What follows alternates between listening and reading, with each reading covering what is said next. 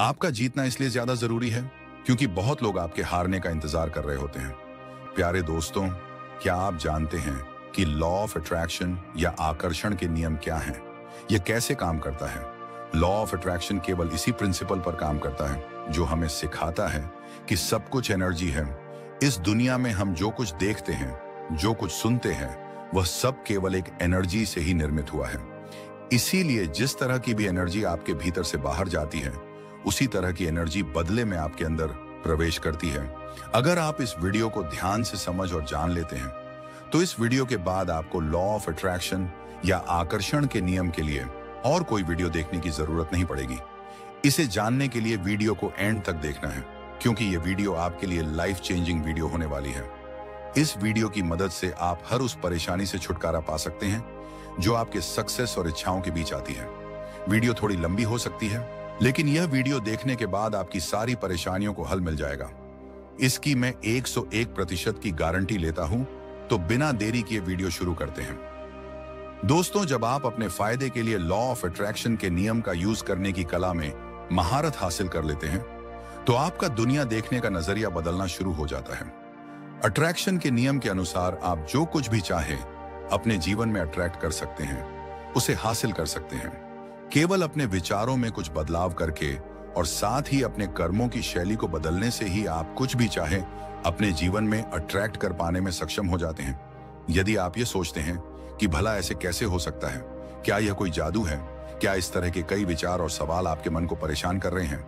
Attraction का नियम कहता है कि हम जिस चीज को भी अपनी पूरी शिद्दत से चाहने की कोशिश करते हैं या इच्छा करते हैं, तो वह चीज हमें मिल ही जाती है।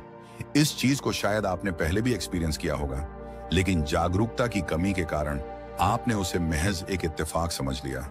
लेकिन ऐसा बिल्कुल भी नहीं है। जब हम सच्चे मन से अपनी चाहत को खुद से जाहिर करते हैं, तो हमारे वातावरण के आसपास सिर्फ पॉजिटिव एनर्जी फैल जाती है, जिसका प्रभाव इतना तीव्र होता है कि आपकी इच्छाएं पूरी होने लगती हैं। अब बात आती है इस नियम की। यह कैसे काम करता है, यह आपके लिए जानना बहुत जरूरी है। अट्रैक्शन के नियम की पुष्टि करने वाले सैकड़ों लेख मौजूद हैं जो बताते हैं कि यह नियम कोई मिथ नहीं है। हालांकि लोग इस नियम से पहले परिचित नहीं थे। कुछ साल पहले एक किताब मिस्ट्री, जिसे रांडा बन ने लिखी थी, यह किताब दुनिया की सबसे ज्यादा बिकने वाली किताब बनी। यह किताब पूरी तरह अट्रैक्शन के नियम पर ही आधारित है। हालांकि आज अट्रैक्शन के नियम पर कई तरह के रिसर्च चल रहे हैं, लेकिन दुर्भाग्य से यह नियम इनडायरेक्ट काम करता है। आज मैं आपको बताने वाला हूं कि कैसे आप अट्रैक्शन के नियम से अपने जीवन को बेहतर बना सकते हैं, अपने जीवन में खुशियां ला सकते हैं। अट्रैक्शन का नियम बताता है कि हमारे पास अपने जीवन में मनचाही चीजों को अट्रैक्ट करने की क्षमता पहले से ही होती है, लेकिन जीवन के अलग अलग पॉइंट पर आपको मिले नेगेटिव अवसर, निराशावादी संदेशों के उपरांत भी आपका दिमाग और आपका विश्वास आपके लक्ष्यों को पूरा करने की अनुमति देने के लिए पूरी तरह मजबूत है, पॉजिटिविटी के प्रभाव से वाकिफ है। और जब आप अपने विचारों में पॉजिटिविटी लाते हैं, तो अट्रैक्शन का नियम और ज्यादा शक्तिशाली ढंग से काम करता है। आपके वह विचार जो आपको पूरी संतुष्टि प्रदान करते हैं, आपको उन्हें थोड़ा ज्यादा समय देना चाहिए। जब आप अपने सपनों को और प्रभावी ढंग से देखते हैं, तो आप जानबूझकर अपने सपनों को पूरा करने की संभावना बढ़ा सकते हैं। आप सिर्फ अपने भविष्य के बारे में अपने नजरिए को, अपनी सोच को महत्वाकांक्षी और आशावादी बनाएं। सिर्फ इतना छोटा सा काम ही आपको बहुत बड़ी सक्सेस के पास ले जा सकता है। आपको सिर्फ अपना ज्यादातर समय सकारात्मक विचारों को देना होता है। आपकी एनर्जी इतनी अधिक हो जाती है कि आपकी सफलता की संभावना कई गुना बढ़ जाती है। कई बार लोग सोचना शुरू कर देते हैं कि उन्हें उसके उपयुक्त परिणाम नहीं मिलते। ऐसा होने के पीछे कई कारण हो सकते हैं। अट्रैक्शन के नियम के एक्सपर्ट बताते हैं कि आपके विचारों में आपका विश्वास सम्मिलित होना चाहिए। हमेशा अपने आप को सफलता के करीब देखें। आपके लक्ष्यों को प्राप्त करने के लिए आपको कई बार ऐसी भावनाओं का एहसास होना चाहिए कि आप तो उन्हें आसानी से हासिल कर सकते हैं और आपको अपनी सफलता बेहद नजदीक नजर आनी चाहिए। लेकिन दुर्भाग्य से आपकी यह मानसिकता कुछ पलों की मेहमान होती है और इसके बाद आप खुद को फ्रस्ट्रेटेड महसूस करने लगते हैं। आपको डाउट होने लगता है और धीरे धीरे यही डाउट आपकी असफलता में परिवर्तित हो जाता है। आपको अपने लक्ष्यों को निर्धारित करते समय यह ध्यान रखना चाहिए कि क्या वाकई आप इसे चाहते हैं, और यदि आप यही चाहते हैं तो अट्रैक्शन का यह नियम काम करेगा और आपको उसके नजदीक ले जाता है। ऐसे में आपको खुद को हर समय सफलता के नजदीक ही देखना है, कभी यह नहीं सोचना कि यह नहीं हो पाएगा। आपकी मानसिकता का सीधा प्रभाव वातावरण में मौजूद एनर्जी पर पड़ता है। इसीलिए ध्यान रखें कि गलती से भी अपने लक्ष्य के बारे में नेगेटिव विचार पैदा नहीं होने दें, और यदि हो भी रहे हैं तो उन पर काबू पाएं। हमारी सोच, हमारे ख्याल और हमारे मन में आने वाला एक एक विचार, इन सभी के ऊपर हमारा नियंत्रण होता है। लेकिन नियंत्रण तभी होता है जब आपने इसके लिए काफी अच्छी प्रैक्टिस की हो। अन्यथा तो आप चाहते कुछ और हैं और सोचते कुछ और जा रहे हैं। इस तरह की मानसिकता बन जाती है। कोई भी व्यक्ति पैदा होते ही अपने मन पर महारत हासिल नहीं कर पाता। यह सब कुछ उसके अपने प्रयासों की देन है। आप भी जब लगातार प्रयास करते हैं तो आप अपने मन को अपने अनुसार बदल सकते हैं। जैसे कि एक पल में आपको कोई वस्तु पसंद आई और आप उसे चाहते हैं, और आपका पूरा निर्णय है कि आप उसे प्राप्त करेंगे, लेकिन अगले ही पल किसी अन्य व्यक्ति को वह वस्तु पसंद आ जाती है। ऐसे में आप क्या करेंगे? वह व्यक्ति जिसने अपने मन पर जीत हासिल की है, वह इस वस्तु को बड़ी आसानी से सामने वाले को दे देगा और उसको इससे रत्ती भर भी फर्क नहीं पड़ेगा।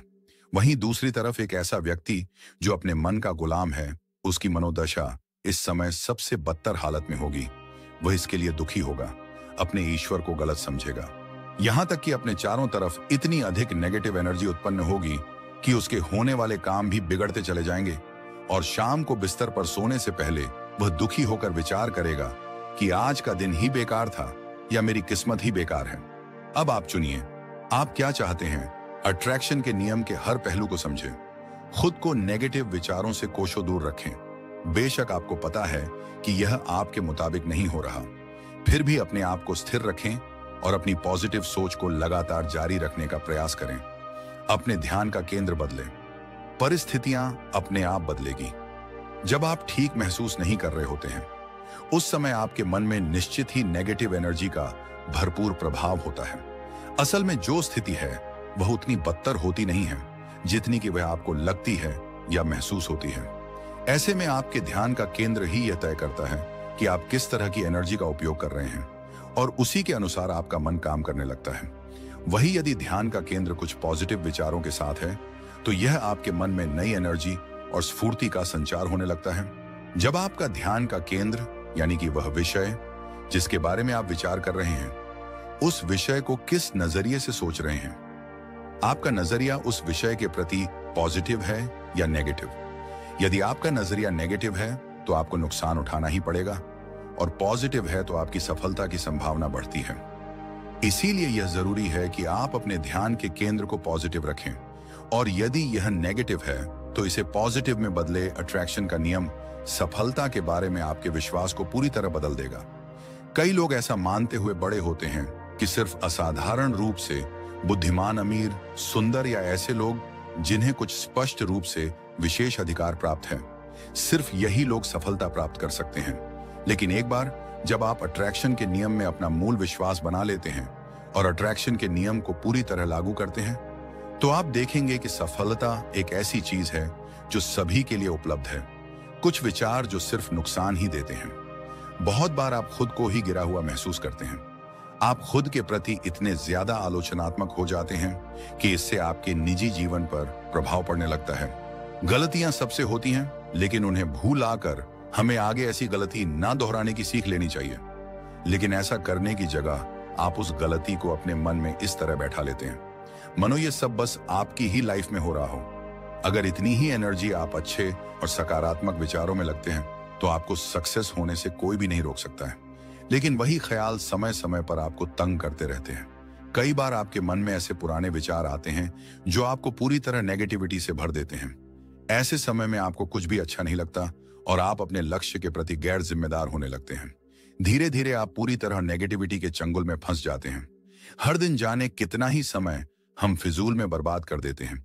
यदि आपके पास हर दिन सिर्फ 15 मिनट भी हैं, तो इस समय का सदुपयोग आप ध्यान की स्थिति में प्रवेश करने से कर सकते हैं। सिर्फ 15 मिनट का समय निकालकर विशेष रूप से उन विचारों पर ध्यान केंद्रित कर सकते हैं जो यह दर्शाते हैं कि जब आप अपने लक्ष्य को पूरा करेंगे तो यह कैसा दिखेगा। इसे ही विजुअलाइजेशन प्रोसेस कहा जाता है। और अट्रैक्शन के नियम का पहले काम यही है इस प्रोसेस को करने के लिए समय या एनर्जी के बलिदान की आवश्यकता नहीं होती है, लेकिन निश्चित रूप से यह कई प्रमुख फायदे प्रदान करता है। अपने सपनों के बारे में सोचना और उनके संभावित परिणाम का विश्लेषण करना महत्वपूर्ण है। अगर आपको पता है कि आप जो काम कर रहे हैं उसकी सफलता किस तरह की होगी, तो आपको निश्चित ही उस पर विचार करना चाहिए और उन पलों के साथ कुछ समय बिताना चाहिए जब आप खुद को सफल महसूस करते हैं। दोस्तों, कॉन्शियस माइंड और सबकॉन्शियस माइंड के बारे में आपने कहीं ना कहीं सुना या पढ़ा ही होगा कि चेतन मन और अवचेतन मन क्या है। और अगर आप कोई भी बात अवचेतन मन में पहुंचा देते हैं तो वह बहुत आसानी से पूरा हो जाता है। यह सच भी है क्योंकि अवचेतन मन सीधी और बहुत शक्तिशाली होता है। तो क्या आपकी बात अवचेतन मन तक पहुंच पाती है? जी नहीं, बहुत से लोगों की बात अवचेतन मन तक नहीं पहुंच पाती है। तो ये अवचेतन मन असल में क्या है? अगर हम ये जान जाएंगे तो शायद अवचेतन मन तक बात पहुंचाना आसान हो जाएगा। दिमाग हमारी बॉडी का सबसे शक्तिशाली हिस्सा है। हमारे दिमाग की शक्ति हमारे शरीर की शक्ति से कहीं ज्यादा होती है। जिस व्यक्ति ने अवचेतन मन की शक्ति को परख लिया और इसका सही इस्तेमाल करना सीख लिया, तो वह अपने जीवन के हर लक्ष्य को बड़ी आसानी से हासिल कर सकता है। आपका चेतन मन और अवचेतन मन कैसे काम करता है? इसके द्वारा मन चाहे परिणाम कैसे हासिल कर सकते हैं? आइए जानते हैं कॉन्शियस माइंड यानी चेतन मन क्या होता है और यह कैसे काम करता है।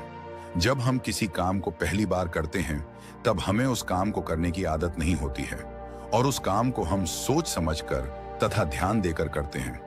उस काम के बारे में हम जिस माइंड से सोचते हैं वह चेतन मन होता है। चेतन मन एक्टिव माइंड होता है।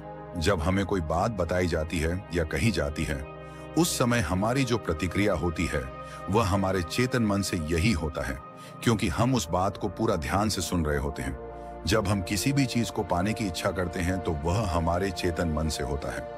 जब हम किसी भी चीज पर तर्क करते हैं तो यह भी चेतन मन से होता है। चेतन मन हमारे पूरे माइंड में 10% होता है। जब हम कोई भी काम एकाग्र होकर करते हैं तब कॉन्शियस माइंड के द्वारा ही कर रहे होते हैं।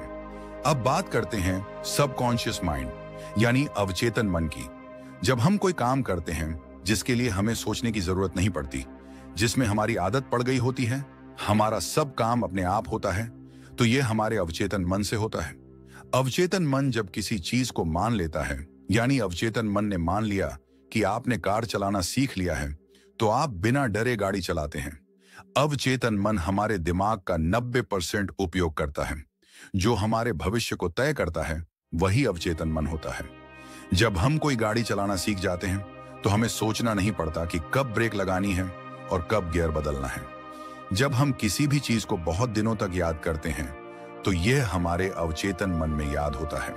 चेतन मन और अवचेतन मन दोनों मिलकर हमारी जिंदगी को चलाते हैं। हम अपनी जिंदगी में जो कुछ भी कर रहे हैं ये सब चेतन और अवचेतन मन ही कंट्रोल करता है। कुल मिलाकर हम ये कह सकते हैं कि हमारा दिमाग हमारी जिंदगी को चला रहा है। चेतन मन तो ठीक है, लेकिन ये जो अवचेतन मन है ये कुछ ज्यादा ही खास है। हमारी जिंदगी के 90% फैसले हम नहीं लेते, बल्कि ये हमारा अवचेतन मन लेता है।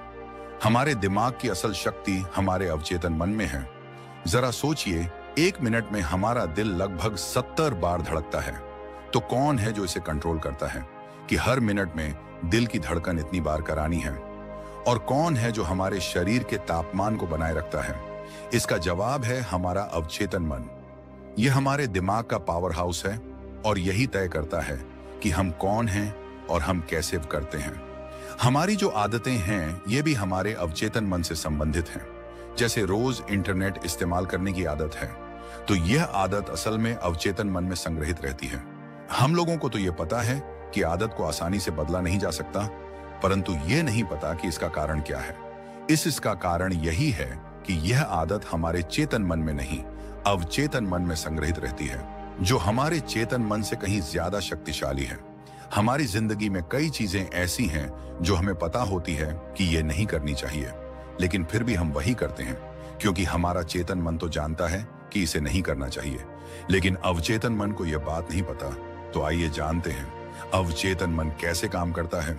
हमारा अवचेतन मन वही करता है जिस पर हम अपनी समझ के अनुसार विश्वास करते हैं। यह हमारे चेतन मन की तरह वजह नहीं ढूंढता है या कोई बहस नहीं करता है। नेगेटिव विचार हमारे अवचेतन मन में विपरीत काम करता है। हमारा अवचेतन मन एक भूमि की तरह है जो हर प्रकार के सही या गलत बीज स्वीकार है। यदि आप किसी चीज को जानबूझकर सही समझते हैं, चाहे वह झूठ ही क्यों ना हो, आपका अवचेतन मन इसको सच मानकर इस पर काम करने लगेगा और अच्छा परिणाम भी मिलेगा, क्योंकि आपने इसे अपने मन से सत्य समझ लिया था। अब अवचेतन मन में अगर कोई बात डाल दी जाए तो उसे वास्तविकता में बदलने में कोई नहीं रोक सकता। अगर कोई बात चेतन मन से होकर अवचेतन मन में चली जाए तो चमत्कार होने लगते हैं। जब किसी बात को अवचेतन मन में फीड करने की बात आती है तो यह अवचेतन मन यह नहीं सोचता कि सही है या गलत। इसके अंदर जो भी निर्देश चले गए उसे वास्तविकता में लाना शुरू कर देता है। और सोचिए कि अगर इस अवचेतन मन की शक्ति असीमित है तो यह क्या क्या कर सकता है। अगर आपने अपने अवचेतन मन से संपर्क करने के तरीके को सीख लिया तो आप नहीं जानते कि आप किस ऊंचाई को हासिल कर सकते हो। आप जो चाहे जीवन में वह कर सकते हैं। अवचेतन मन में अपनी बात डालने के अलग अलग तरीके होते हैं।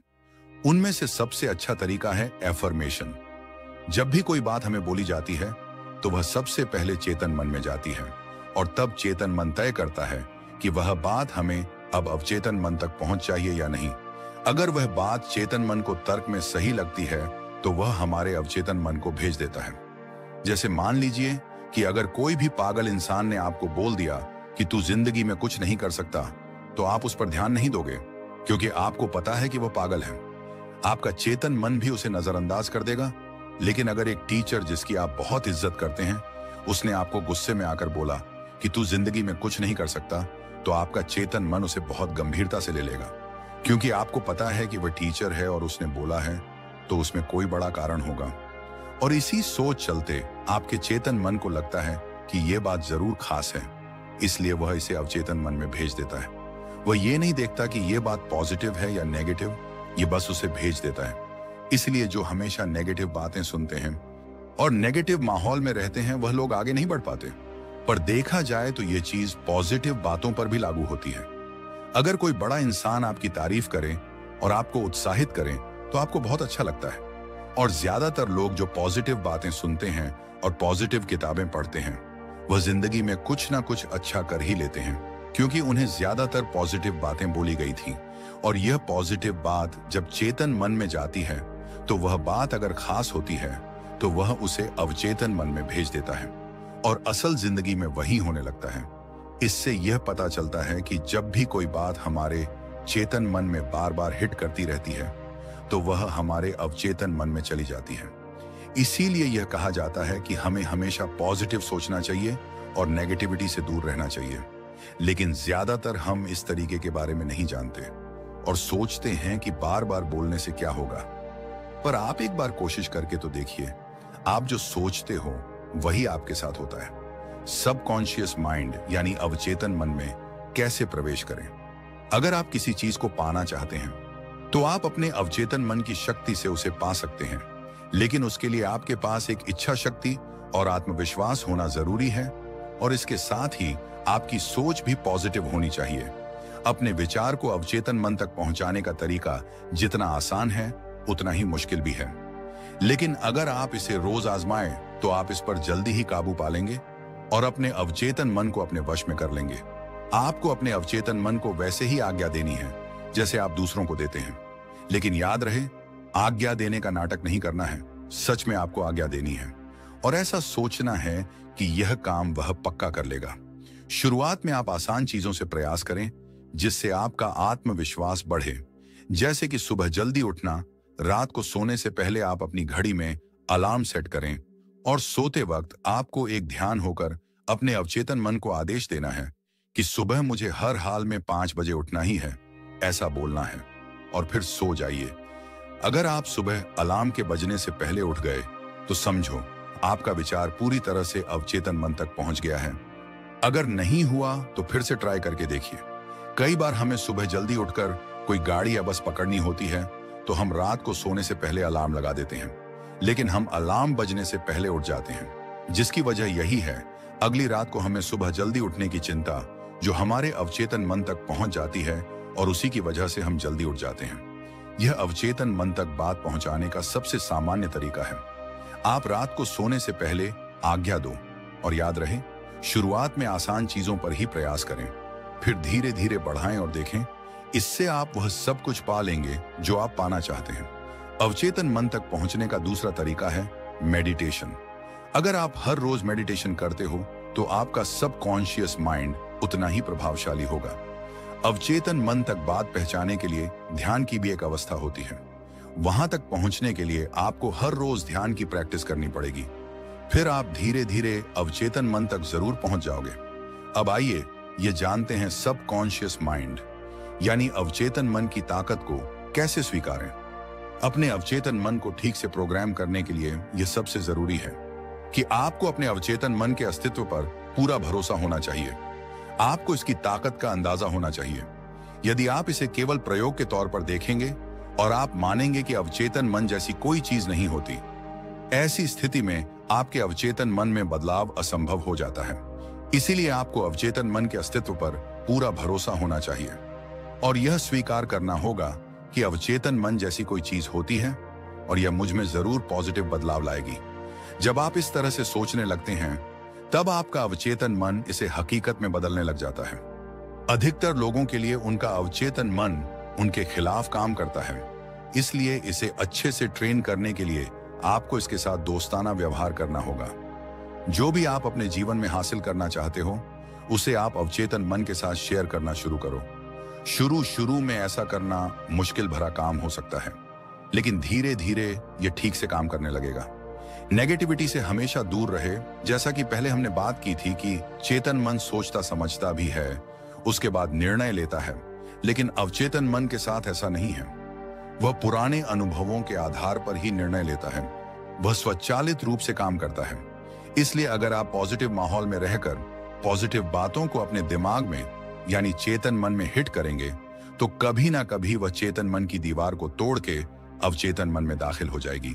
उसके बाद जैसी परिस्थिति आप चाहते हैं आपकी जिंदगी में वही चीजें होने लगेंगी। मन दो प्रकार का होता है, पहला चेतन व दूसरा अवचेतन। चेतन मन के द्वारा मनुष्य जागृत अवस्था में सोचता है और बाहरी दुनिया का अनुभव करता है। अवचेतन मन इन्हीं सब बातों को ग्रहण कर सुरक्षित रख लेता है। एक प्रकार से अवचेतन मन को आत्म तत्व के साथ जोड़कर देखा जाता है। एक नियत परिस्थिति में अचानक प्रतिक्रिया इसी अवचेतन मन से आती है। दुनिया के सभी धर्म विश्वास के रूप हैं और विश्वास कई तरीकों से स्पष्ट किए जाते हैं। अपने जीवन और ब्रह्मांड के बारे में जैसा विश्वास होगा मनुष्य को वैसा ही मिलता है। मनुष्य अगर विश्वास कर सके तो उसके लिए हर चीज संभव है। नेपोलियन को विश्वास था कि दुनिया में असंभव शब्द है ही नहीं और इसी विश्वास के चलते उसने बड़े बड़े युद्ध जीते।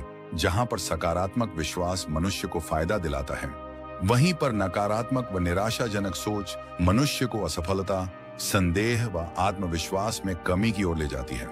आज चारों तरफ आपाधापी स्वार्थपरायणता ने अनेक नौजवानों को नकारात्मक सोच की तरफ अग्रसर कर दिया है। अमेरिका के डॉ जोसेफ मर्फी ने शोध से पता लगाया कि यदि चेतन मन को विश्वास हो जाता है कि वह अब ठीक हो सकता है तो अवचेतन मन उसे पूरा करने के लिए शक्ति पैदा करता है और अवचेतन मन के आदेश पर मस्तिष्क उसी प्रकार के हार्मोन पैदा करके उस कार्य को पूरा करता है।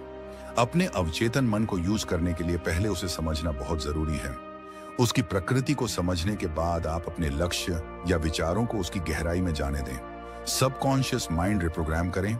अगर आपको 1% का भी विश्वास है कि अवचेतन मन आपका जीवन बदल सकता है तो उस 1% विश्वास को बड़ा कीजिए। मैं दावे से कह सकता हूं कि आपका जो भी लक्ष्य होगा उसे पाने में आप जल्दी ही सफल हो जाएंगे। अवचेतन मन यानी दिमाग का वह भाग जो ज्यादातर सुप्त रहता है। अवचेतन मन किसी भी बात का विरोध नहीं करता, ना ही कोई सवाल करता है। वह बस आपके विचारों को सच करने का काम करता है। अवचेतन मन को समझने के लिए चेतन मन के बारे में जानना जरूरी है। सिंपल लैंग्वेज में कहूं तो मन के 2 हिस्से होते हैं। एक मन है चेतन मन अर्थात लॉजिकल मन। आप जो सोच रहे हैं, चीजों का आकलन कर रहे हैं, ये सारे क्रियाकलाप चेतन मन द्वारा कर रहे हैं। दूसरा हिस्सा अवचेतन मन सबकॉन्शियस माइंड यानी इलॉजिकल मन, जो तब तक सोया रहता है जब तक आप जागे हुए तथा मन को सोचने या कुछ काम में व्यस्त रखते हैं। एक आम इंसान का अवचेतन मन यानी सबकॉन्शियस माइंड अक्सर सोते समय ही जागृत होता है। दिन भर आपने जिन बातों पर अधिक जोर दिया होता है उसे रियलिटी में लाने के लिए वह काम करने लगता है। अब चेतन मन सोचने का काम नहीं करता, वह तो बस आपकी भावनाओं से भरे विचारों को सच करने का काम करता है। इसीलिए तो कहते हैं, जैसा सोचोगे वैसे ही बन जाओगे। अवचेतन मन को दूसरे शब्दों में सोल, स्पिरिट या आत्मा भी कहते हैं। अब यदि मैं अपने आध्यात्मिक भाषा में समझाऊं तो यह समझना बहुत आसान हो जाएगा। हम जिस ईश्वर के संतान हैं, उसकी सारी शक्तियां हमारे अंदर हैं। बस हम सुप्तावस्था में हैं या फिर अपनी शक्तियों से अनजान हैं। कुछ उदाहरण देना चाहूंगा। हेलेन केलर, जो कि अपंग होने के बावजूद भी एवरेस्ट पर चढ़ गई, कैसे उत्तर है अवचेतन मन को अपने बस में करके एक बच्चा जो ना जाने कैसे एक स्थान पर खड़ी ट्रक के पहिए के नीचे आ गया। उसकी मन ने मदद के लिए बहुत आवाज दी, किंतु आसपास कोई नहीं था। उस मामूली सी महिला ने अकेले ट्रक को उठा लिया तथा अपने बच्चे को बाहर निकाल लिया। कैसे? उसे बस इतना पता था कि उसका बच्चा उसे जीवित चाहिए। मन की ममता जो अपने बच्चे के लिए अवचेतन मन में दबी रहती है, उस वक्त जाग गई। आपके शरीर तथा शरीर के सिस्टम चलाने वाला आपका सबकॉन्शियस माइंड ही है। किसी बीमारी को ठीक करने से लेकर आपके असंभव से लगने वाले सपनों को पूरा करने की पावर आपके सबकॉन्शियस माइंड में है। अपने सबकॉन्शियस माइंड को रिप्रोग्राम करने या अपने हिसाब से प्रयोग करने के लिए सबसे पहले उसे गहराई से समझना होगा। आजकल बहुत सारे लोग इसे प्रयोग करने की कोशिश करते हैं लेकिन असफल हो जाते हैं। कारण यही है कि उन्होंने गहराई से इसे समझा ही नहीं है। ज्यादातर लोग अपने नेगेटिव विचारों से मुक्ति पाना चाहते हैं। आप यदि अपने जीवन में पीछे जाकर देखेंगे तो आपको जिस काम के लिए मना किया जाता है वही करने की उत्सुकता होती है। ऐसा इसलिए होता है क्योंकि मन का स्वभाव उत्सुकता है। वह चंचल है, उसे नई चीजें करना या सीखना अच्छा लगता है। तो अपने सबकॉन्शियस माइंड को जगाने के लिए सबसे पहले अपने सारे विचारों को स्वीकार करना होगा। मन को इस बात का विश्वास दिलाना होगा कि आप विचारों को दबा नहीं रहे बल्कि स्वीकार कर रहे हैं। फिर उसे यह भी समझाना होगा कि क्यों आप इस विचार को बदलना चाहते हैं। स्वयं के साथ तर्क करके आपको अपने चेतन मन को शांत करना होगा। जब चेतन मन शांत होता है तभी अवचेतन मन जागता है। यही समय है जब आप अवचेतन मन में नए विचारों के बीज डाल दीजिए। अवचेतन मन को सक्रिय करने के लिए चेतन मन का शांत होना अत्यंत जरूरी है। अब अवचेतन मन को संदेश कैसे भेजें? अब आप विचार करके देखिए, आपका मन कब शांत होता है? जब भी आपको सही समय लगे उस वक्त आप अपने नए विचारों पर सोचना शुरू करें। चलिए मैं आपको 2 सही समय का सुझाव देता हूं।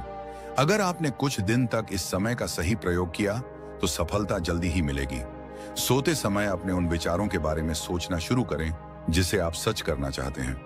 मान लीजिए कि आपको नौकरी में प्रमोशन चाहिए, तो जैसा मैंने अपना अनुभव सुनाया उसके बारे में सोचिए। मन में देखिए कि लोग आपको मुबारकबाद दे रहे हैं और आप उस क्षण को कैसे महसूस कर रहे हैं। इसी विचार के साथ सोने की कोशिश कीजिए।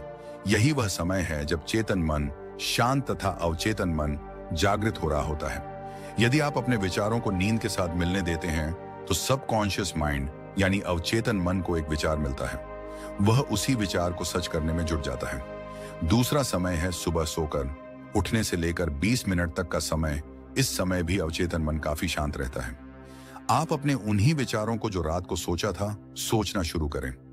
आप पाएंगे कि दिन में जब भी आपको समय मिलेगा आपका चेतन मन स्वयं उसके बारे में सोचने लगता है। ऐसा इसलिए होता है क्योंकि आपका विचार अवचेतन मन की गहराइयों में डाल चुके हैं। 21 दिन में वह विचार आपका वर्तमान बन जाता है। इस संसार में जिन भी चीजों का आविर्भाव हुआ है सबसे पहले किसी की कल्पना में हुआ है। बस किसी को बताने के बजाय उसे सच करने में जुट जाइए। अवचेतन मन में कैसे प्रवेश करें? कल्पना में वह शक्ति है जिस पर मनुष्य जल्दी से विश्वास नहीं कर पाता।